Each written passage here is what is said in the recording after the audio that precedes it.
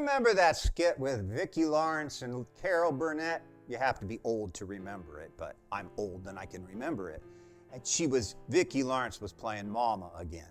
And Carol Burnett said to her, "Well, Mama, you can go to heaven without going to church."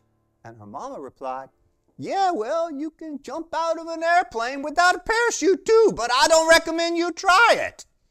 Ha! Church. You gotta go? The word actually means assembly. You don't go to a building. You go to a gathering of people, the gathering of God's people. And when you go, let me tell you what, you are going to a miracle place. Look at what Hebrews says about this. First of all, in chapter 10, it warns, "And let us consider how to stir each other up to love and to good works, not neglecting to meet together, as is the habit of some, but encouraging one another, and all the more as you see the day drawing near." So the apostle says, don't neglect coming together. It's so important. But why? Why is it so important to come together? For that, you have to go 2 chapters further. Hebrews 12, feast on this.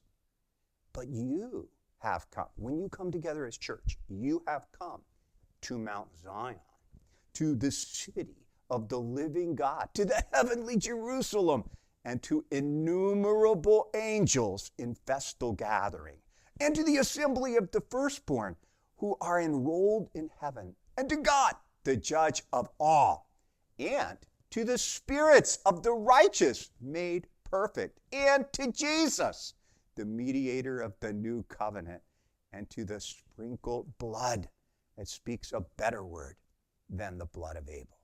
You have come, he says, to this. So when you gather together with the people of God, the unseen reality is a lot bigger and more impressive than what you can see.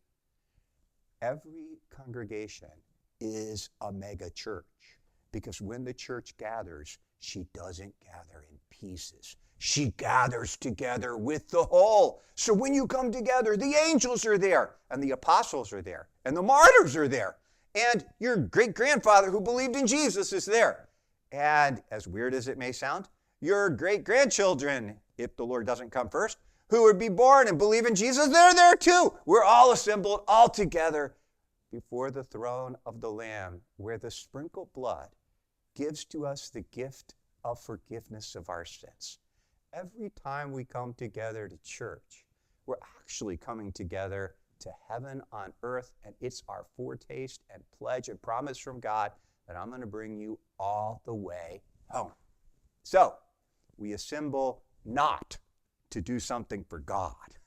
We assemble so that God can serve us his good gifts in his word and in his sacrament, in the body and blood, and in the waters of baptism, and in the word of absolution, and in the preaching of his holy gospel. And all of these, he gives us communion with himself. So why wouldn't you want to go? Why wouldn't you want to be there? Hey, it's a foretaste of heaven. If you want to go to heaven, come get a little piece of the action before you actually die. To dig deeper, head over to the studies we did on the book of Hebrews. They're at thewordendures.org.